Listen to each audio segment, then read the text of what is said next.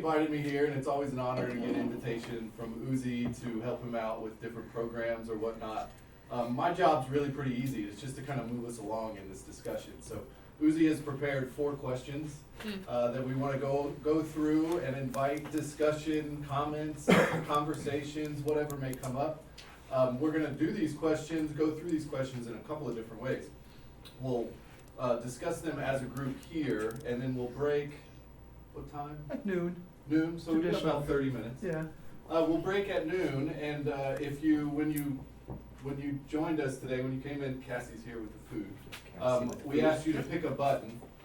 So if you don't have a button, there's a few left, and you may come up and grab a couple. But this button is the group that you'll eat lunch with. And during lunch, we'll also go through the questions as well, and do it kind of World Cafe style. But instead of the groups getting up and moving to the next spot, the facilitators will get up. So the facilitators during lunch will again be myself, Becky O'Sullivan, who's also co-worker at FPAN, the West Central Regional Center.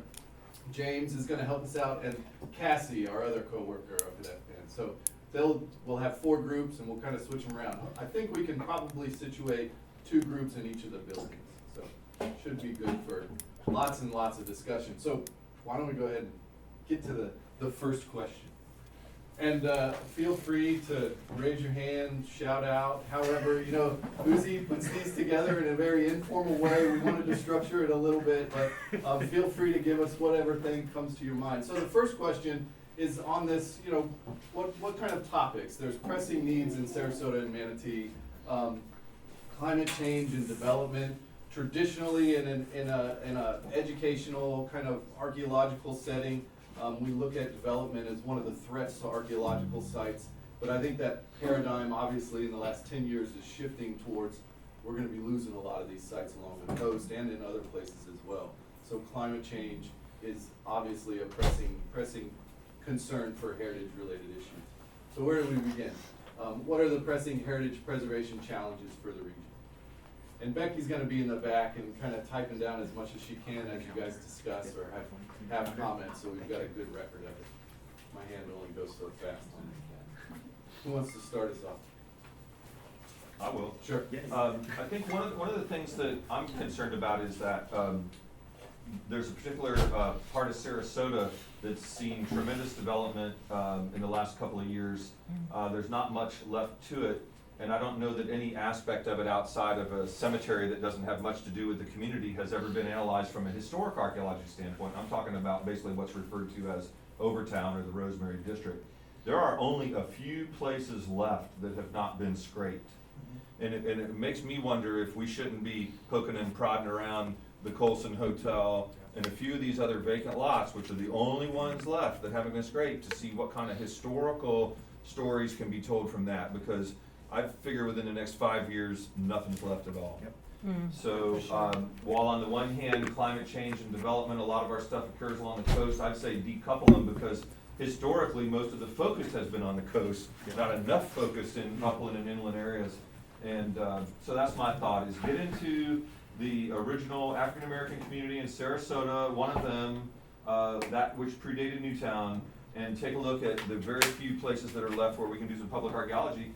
And then look in other areas where we have similar situation, and start doing some historic archaeology in downtown. When Sarasota was originally developing, 1910 and those eras, they would find things from ancient cultures.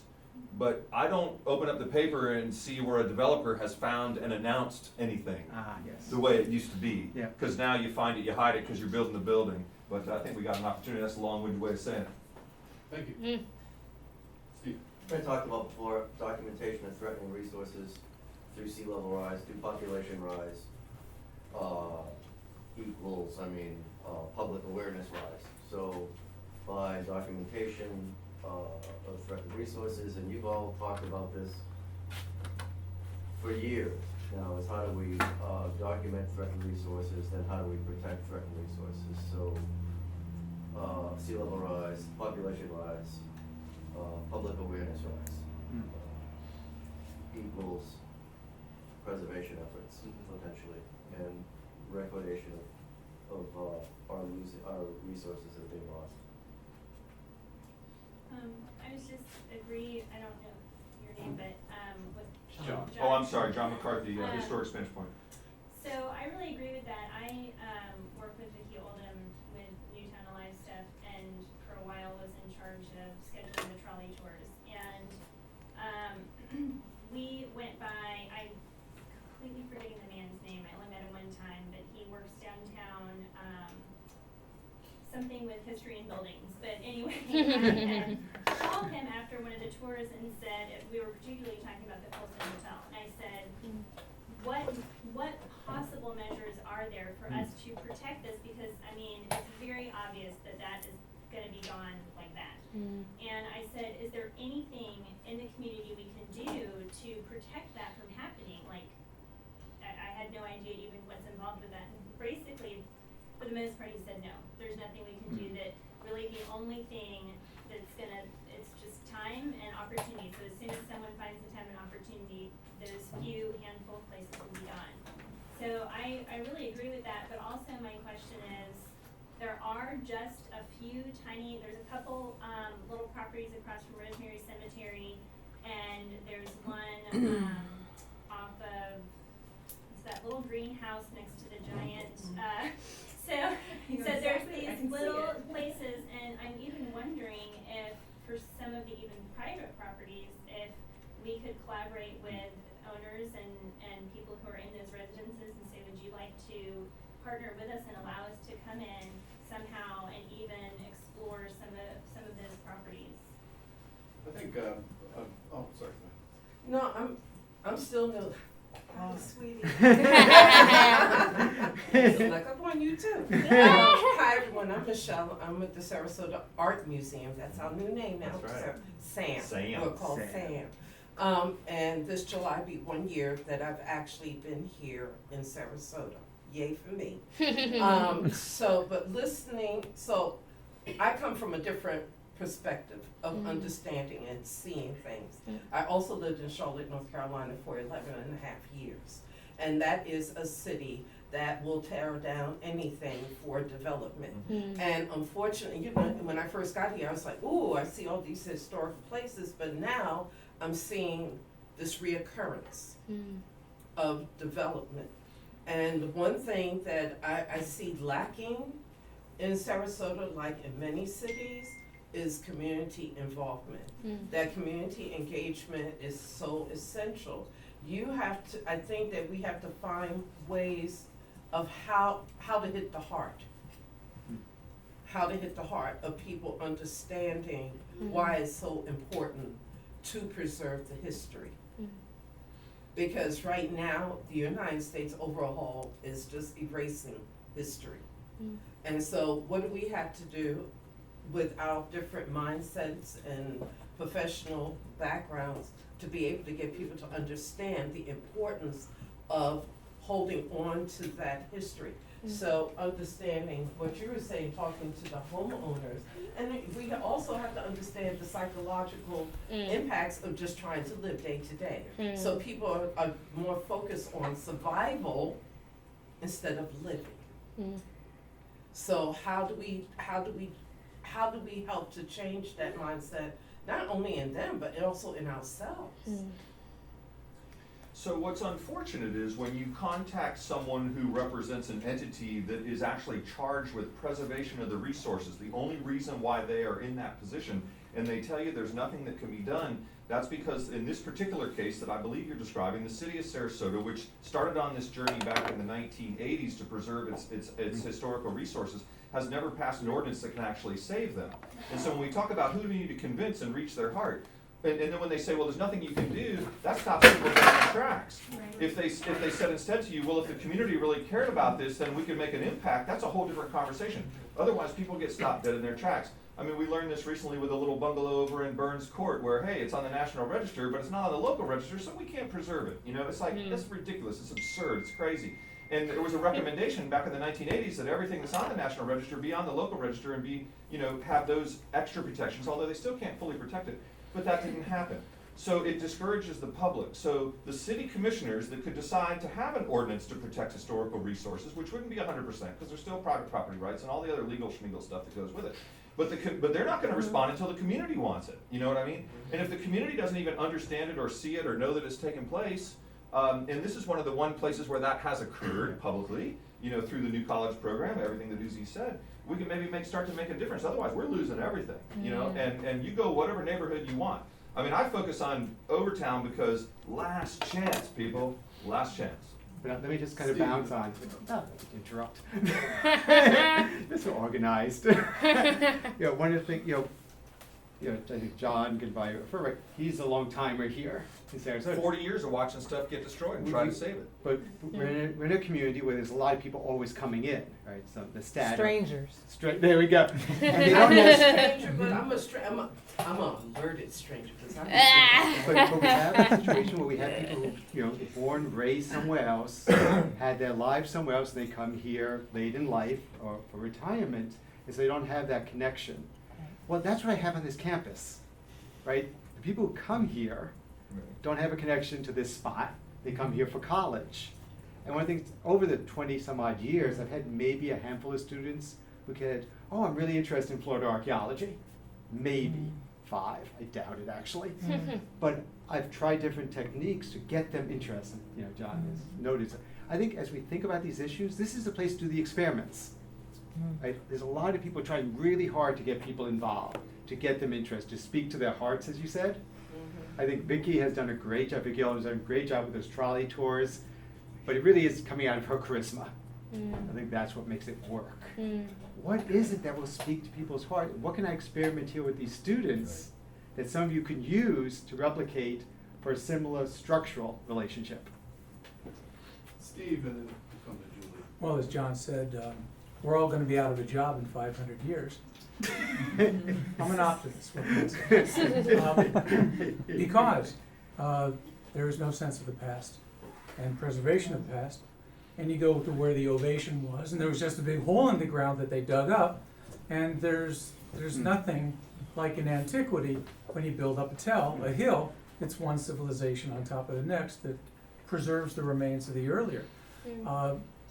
Up in historic Manatee Village area, a couple of months ago, a few of us were up there, and one of the problems that we have is trying to break this throttle hold that the developers have on county commissioners and other people in positions of authority.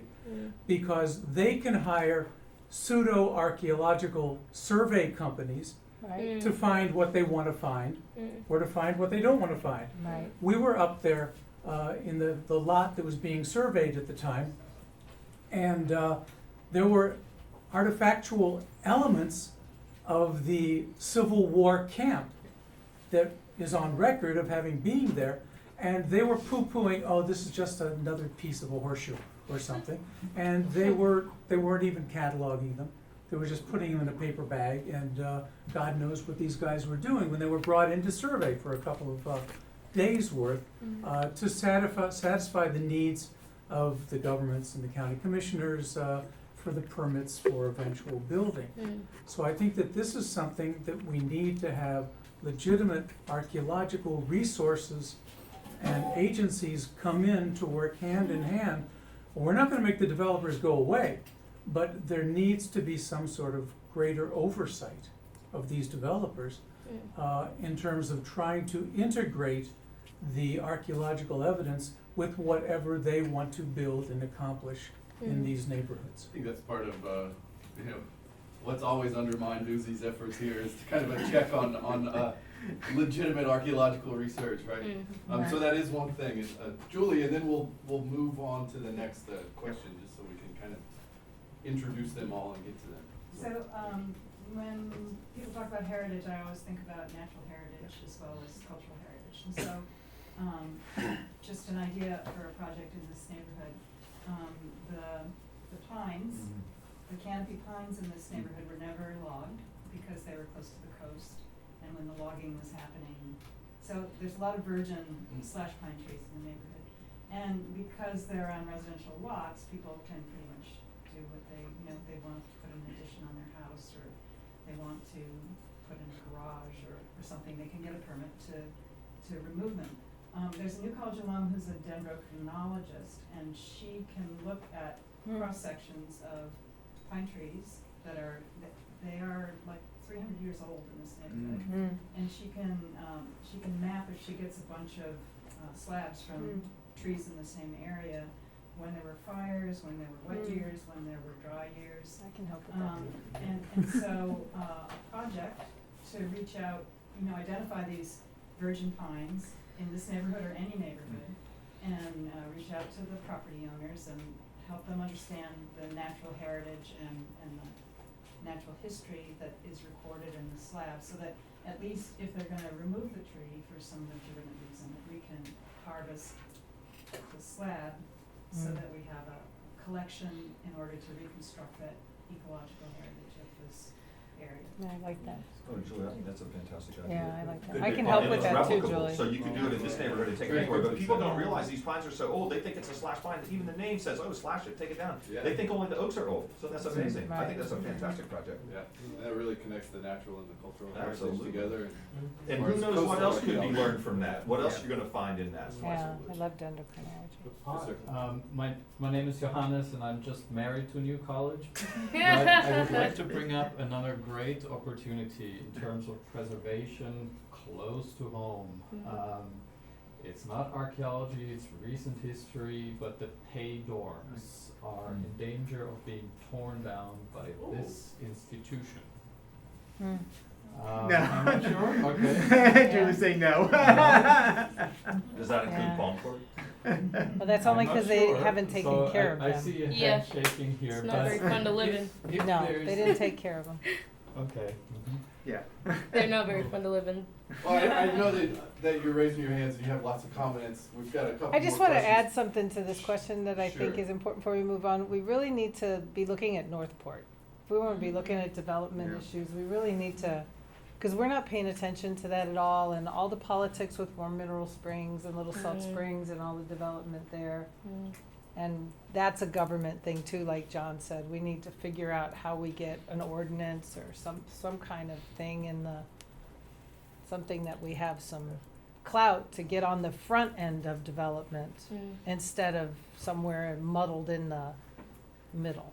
Jill Luke, who's one of the city commissioners, is coming here Monday. Oh, yeah, So I'm giving her a good. tour of the college and the lab, so. Oh, good, We're working yeah. on it. Okay, good. When we go to the next question, I think you're right, Jeff, let's kind of introduce him, we'll have time at Please- lunch. Please hold on to these comments and questions.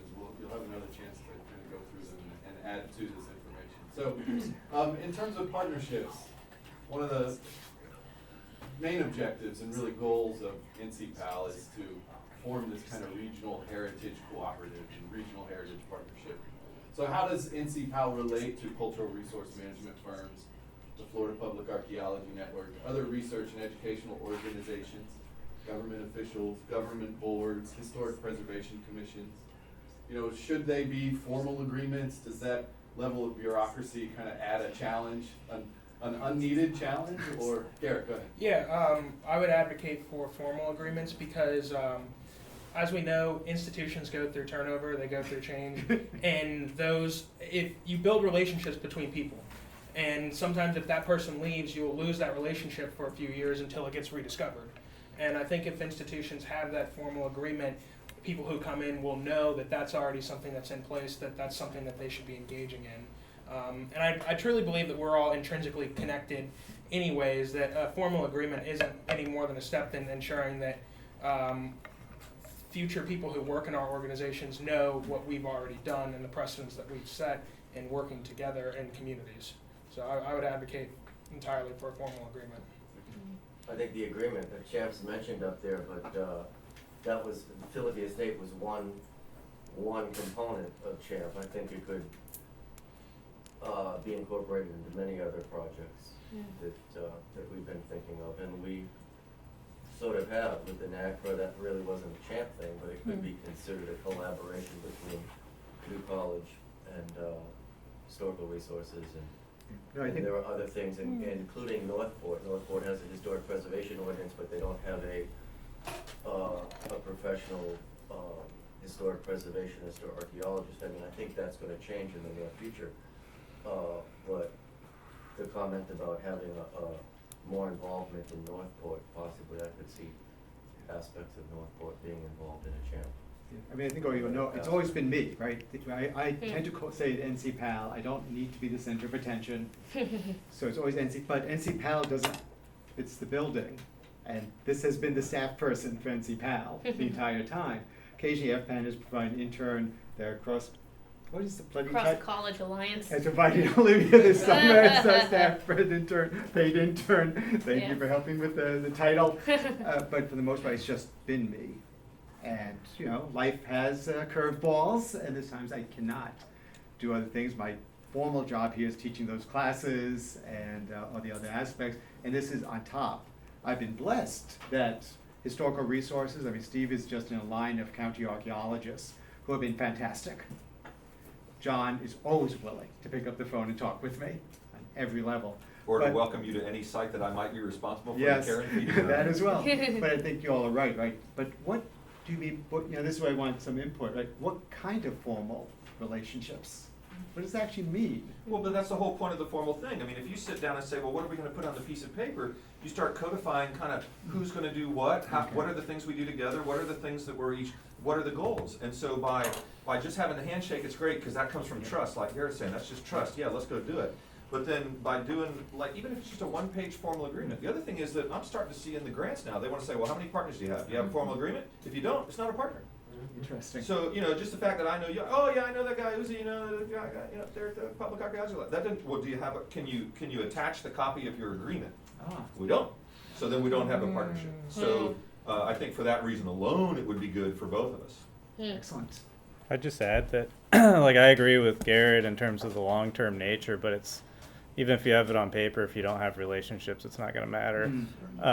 And so, in formal agreements with the federal government, what I would say what dictates it is the nature of the relationship. Like, I would not start, and this isn't what you're insinuating, but I would not start with a piece of paper and what we're gonna do. I would start with what's the collaboration and is it necessary? Because for us, the bureaucracy involved, I'm much more nimble if I don't have it in some instances. And the state will be in that same situation, and I fully understand that. So it's gonna be different things for different people.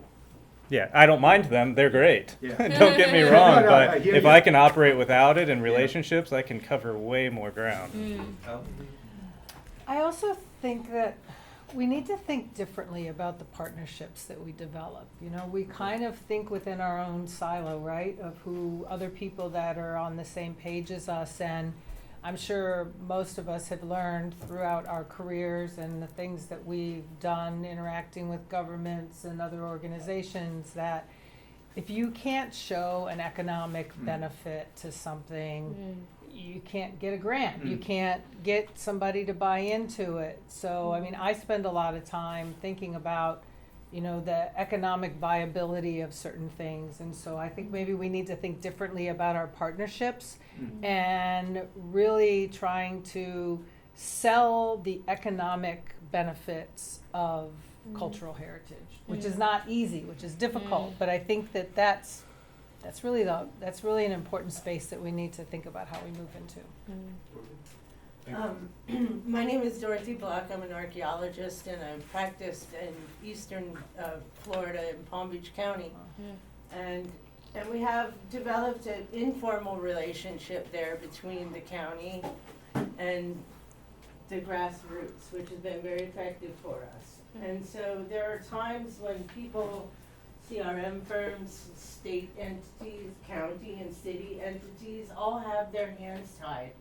And we're in a situation where information about sites in people's neighborhoods, that information is not available to the public.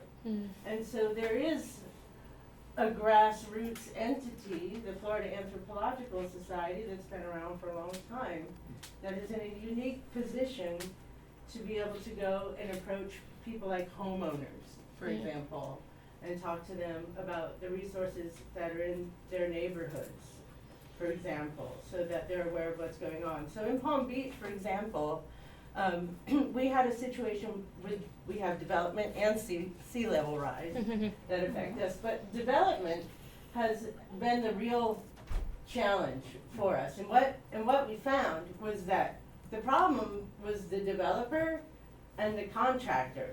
And that the extremely wealthy homeowners, if they were aware of the cultural resources that were in their properties and were being destroyed while they were off in Monaco or the Hamptons and doing what have you, those educated, classy people were very supportive of doing the research and taking the time. And so I think in our case, we've kept the relationships between the grassroots and the government entities informal. So someone can say, hey, maybe we need some help over there, and I can go and knock on that door or write that letter or whatever the case may be to reach out in ways that other people can't.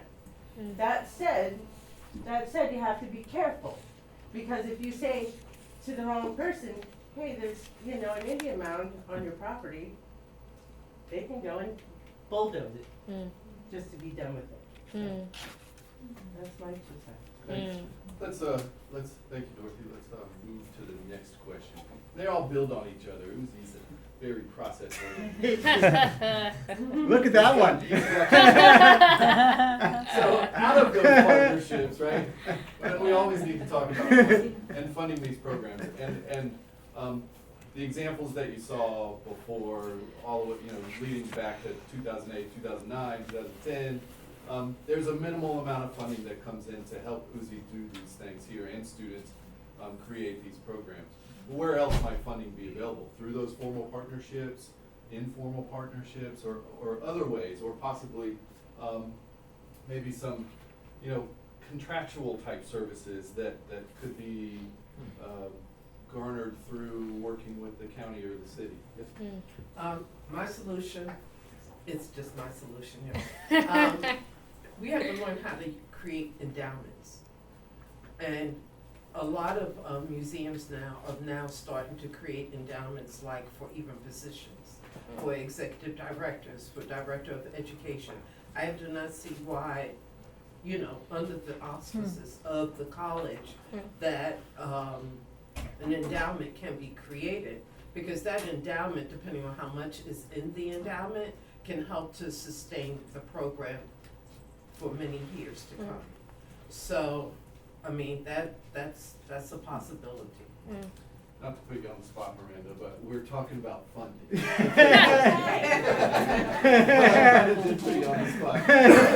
What do you think in terms of potential projects that come your way, or examples from the past that you may have been a part of, or saw some sort of revenue, avenue for revenue, or not necessarily revenue, but just funding. What do you think? For projects through here? Yeah, or how again, kind of back to that partnership, but also funding through those partnerships. How does NCPAL relate to the CRM industry or the CRM? Well, I know probably we would be able to provide, sort of internship opportunities, is the first thing that I know is sort of cheap or free, in providing opportunities to analyze artifacts, do some local shovel testing. If you're ever doing another Philby estate, we would gladly come out and participate, even for free. I work for free a lot.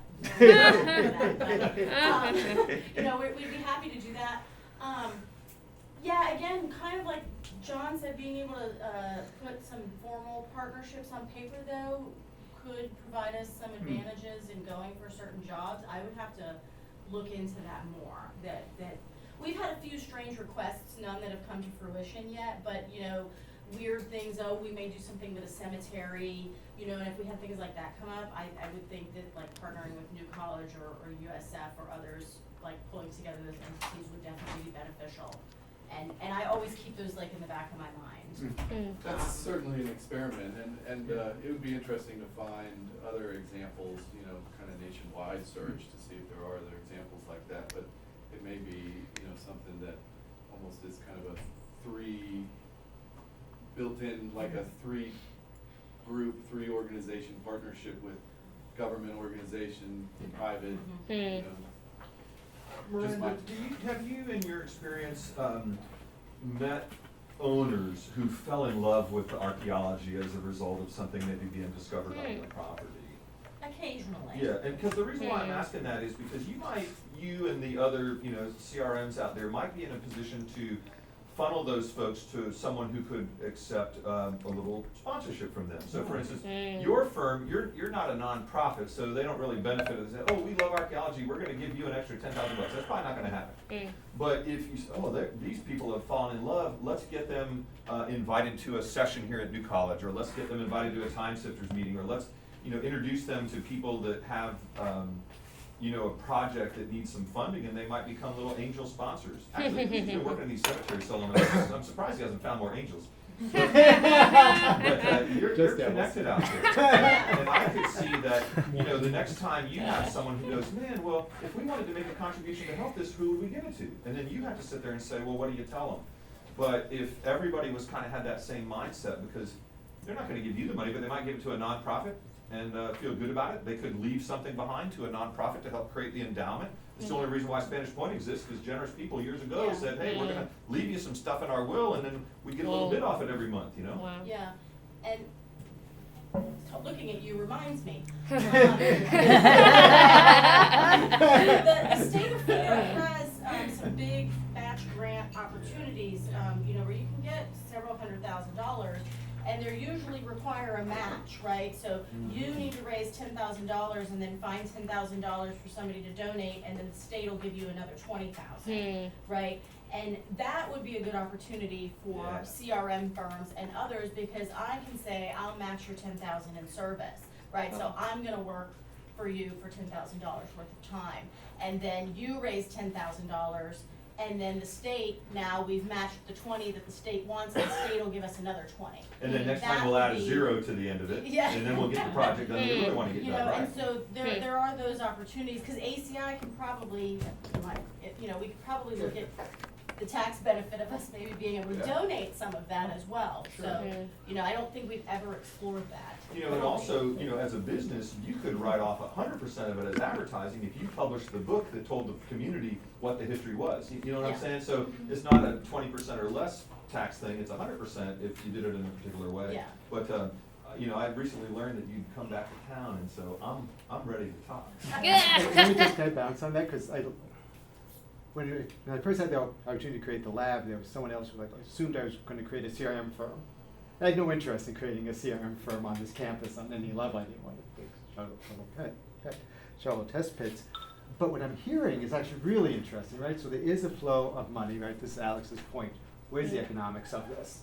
There are people for small projects, even large projects. I guess the other part that I'm kind of curious about, I don't like being the only person, right? It's just uncomfortable.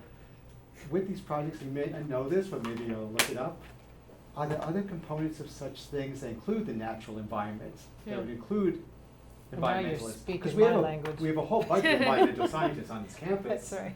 Who may well be interested in the cultural history that I would focus on. I Also think you in could natural weave it history- in, because history is just man's relationship with nature. Right. And so I think you could weave it in, and multidisciplinary, and you're gonna get all kind of things that could come out, because you're gonna find, that would they open got up a so piece many of equipment over in that building that you don't have that can help you do things that you didn't know that you can do. I think that there's a way to kind of make that, then it's a larger project, and more money can come in, and partners with other faculty on this campus. For a state grant that did what you're talking about, that's gonna stand out in the crowd. They're gonna say, wow, these people are doing something different here. They're partnering with weird people and doing something weird. We wanna fund them. Okay. What's going on now with the Sarasota History Alive? Like, I'm thinking media, like, if Newtown we need Alive to. or Sarasota History Alive? No, there used to be Larry's. Sarasota History Yeah, Alive, like, Larry does it. who does it now, and what is it? Like, I just looked at the website, it's a bunch of buildings. That's about it. Larry's, that was a personal project of his.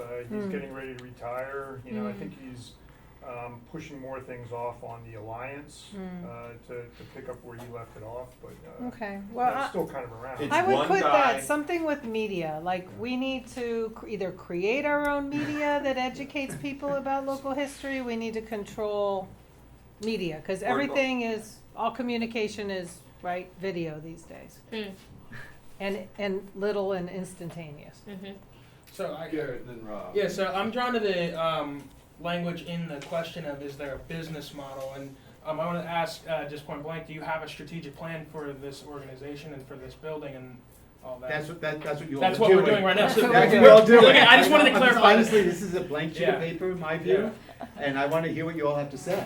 Yeah, and so we're at If the. he told you it was a strategic planning session, you wouldn't have come. I might have been more inclined, I don't know. Because I like this kind of stuff. But we're at the beginning of a strategic plan here, Yeah. basically. And when you hear the word business model, business plans, their primary focus for, like a for-profit business is identifying what your product is and then how your product is different than the rest of the market. And then what comes with that is subsequently building things like marketing and advertising and stuff like that. And so I think the inclusion of that type of language in this question can kind of help guide us towards things that John has said and things that have been said by other people that what are we doing that's different? What is Uzi doing here and the NCPAL doing that's different?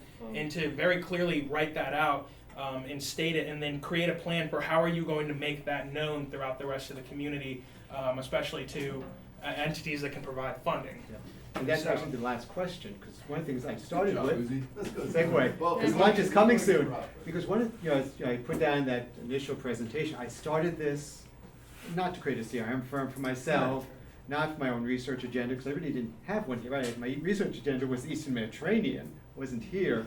It was, I had these really bright students, they're motivated, they're excited, and I could do things with them, but I was only doing part of things with them. So they could do some excavations in the Venice Train Depot, and then the artifacts went to my garage. And I wasn't inviting them to my house, right? It was just uncomfortable to not really do the whole. Here, I could do everything. And that last question, which is coming up in a moment, I actually find it really difficult to integrate the undergraduate agenda, because I have to allow the students to fail. We don't have grades, but we have the set unsat system. If students are going to try something here, it can't be guaranteed to work, because then it's not interesting. Right? I can teach 1990s scholarship with ease and check off, yes, they've done things. I've always wanted to do advanced undergraduate research, right? Really push them to do things. And some of them, well, they're in the room, they've done impressive things with that. But that twin goals, I have trouble figuring out how to do that. I don't know if you all have suggestions or ideas. That's what you're doing. What do you mean? you have Yeah, trouble doing that's that? what I say. I think you've already done that. Thank you. I think that's part of the uniqueness of the program that Gary. Yeah, so I can. I think that what you're trying to see is how much further can you push them. I think that you have hit a level and you want to take them to the next level. Basically, what you're trying to do is take your undergraduates and just take them to that master's level. I don't think it's so much No. academic, it's in what they're doing. I'm not talking about quote unquote degree. Yeah, I'm talking about That's this. right. yeah, the This is intellectual. what I'm talking Well, I about. think Uzi already does that too, because I mean, coming out of the program with a number of colleagues, and when I graduated, they were interested in public archaeology, and the vast majority of what we had done here at New College was what everybody was going to go get a master's degree in. So you're already doing that. I think maybe what you're looking at is where's the stick, right? Where's the place where you do this and it sticks and you create a group of people who come out, with, diligently pursuing the protection of public archaeology. And maybe that's what you're looking for, the thing that really makes people carry it out into the real world. The one thing I did want to say as we were beginning this whole conversation is that when we start talking about people's hearts, I think that we need to look at our educational system on an elementary level. And I think that if somehow in our educational system, we could start creating a curriculum that shows them their relationship to the earth. I think that if we start from that standpoint, that people just grow into better citizens. And Yeah, I've I been don't trying like to that get word. anthropology in the high school curriculum for Well, 15 years now, actually so started- yay, But I that hope we doesn't can happen figure throughout that the out. United States, that's what I'm saying. No, But but it I'm- needs to be something that is happening across the board. Yeah. I think a greater issue also is there's very little administrative support at this campus and other campuses for archaeology, public archaeology in specific, and anthropology. it's not something that's discussed in high schools now. There's a push for the hard sciences, like chemistry and math and engineering and these things that people want students to go into to make big money, I guess. It's not encouraged, and I had to find this discipline on my own, you know. My parents always supported me in what I wanted to do, but I had to really find this on my own, and luckily, Uzi was my advisor from the beginning. We hit it off when I was a first year, and I gradually made my way into this field, but I didn't start out there. I came in as a physical, biological interest person, which is still my interests, but I mean, it's a very small program here, and this is a small school, but also I look at where my friends have gone, all from high school, no one's in this field. So I think it's also a much greater issue. So I've started a curriculum initiative in Sarasota. I just talked to Bernadette Bennett this week, who's the coordinator for social studies K-12. And I have a team of about, depending on who's there at the time, about 8 to 10 people. And what we're trying to do is, Bernadette has sent me all the standards, and we're trying to figure out the most viable ways to get the Newtown, which to me includes Angola history, into every Sarasota County school K-12 each year. And so our next meeting is July 20th. We're going to meet and kind of take those standards collectively and say, okay, which ones do we have the best shot at using this history? And so the good thing with technology now, and this is something that, you know, I came into this meeting hoping, you know, to make this connection, is all of these amazing resources with the oral histories Vicki has recorded, with the pamphlets that you guys have produced with Looking for Angola, all of these things can digitally be shared with these classrooms at basically little to no cost now that we have the active boards and everything. And so what Bernadette was telling me is really the main hurdle to get over is just finding those standards and where this history fits in. But my passion is, because I have 4 children in school in Sarasota, and I grew up in Sarasota, and you know, there was just no Sarasota African American history was mentioned once ever in any year I was in school. And you know, here this history was here, and we never were able to learn it. So I felt, you know, pretty upset later on, going, this has been here my whole life and no one taught this. I mean, you know, how could that have impacted my life? I'm sorry? What high school? Sarasota. Yeah. So anyway, my hope is that by this curriculum initiative, what we can do is from K to 12, get our local students excited not only about their local history, but if we could connect them to a local college, you know, this has benefits not only for the students, the college, the community, but there's also benefits when you can cover that many angles of something. You know, people are going to want to fund something that's going to impact children too. You know, so if we can create that connection. So for example, if 3rd graders are, you know, if one of those standards, you know, we can incorporate archaeological history locally, then we can bring those students in here for field trips. You know, we can take them to mineral springs. There's so many things that can be done to connect. You know, and because really we're all here and we're going to do what we can do for as long as we can. But ultimately, the only way that we're going to preserve that kind of passion and preserve people in the community wanting to protect it and advance it is if our youth are interested, because they're going to be the ones that take over next. You know. Jeff, I think we need to start moving towards lunch. One more, we'll get James, and then yeah, we're only 12 minutes past, so we're doing good. I have 3 teenagers, I always worry about food. One of the thoughts I have with this question is thinking about the undergraduate program here in relation to NCPAL. And obviously research is important, but I think another aspect of that, it can be doing coursework or ISPs around the public part, the public archaeology. So doing coursework around how to throw an event, how to communicate with stakeholders in the community. Kind of, I'm thinking about when I was here, I taught Intro to Political and Social Movement Organizing for a few semesters. And that wasn't teaching people about social movements, it wasn't teaching people about political movements, it was teaching communication techniques, how to cold call, how to make contact lists, how to identify who's interested in what. And you can do a course like that around the public part of public archaeology. Teach them what the different government and private entities are that you want to be aware of, how to throw events, just kind of facilitate civic engagement, for lack of a better word, around archaeology. I'd take that class. Yes.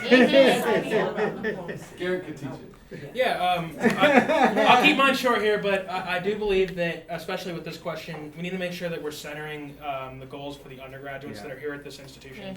All of us are in the community now, and we've been very community focused so far in our discussion today, but there needs to be tangible benefits for the undergraduates who are basically the lifeblood and the reason why this program exists.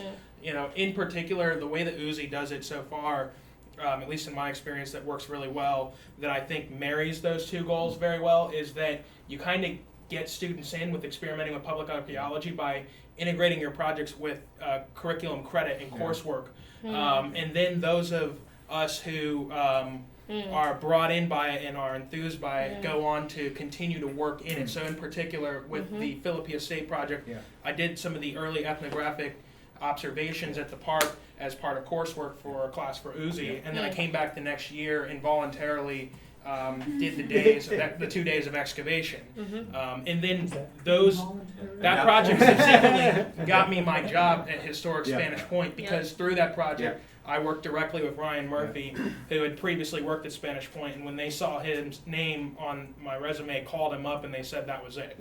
You know, and so this program connects alums and students with other professionals, and you can see, I mean, I looked at pictures of students and classmates that I had in that slideshow, and I was thinking about where all these different people are. I mean, we have people that are featured prominently in both the public, the private sector, and the academic sector. They're all over the place, and I almost think you need to compile testimony from all of them, good, honest testimony, as to how the things they engaged with here played into the roles that they found themselves in life. So, looking for a project, Anna? Why don't we break for lunch? Yeah, And we're going to continue the let's, conversation. thank you all for your comments. And it really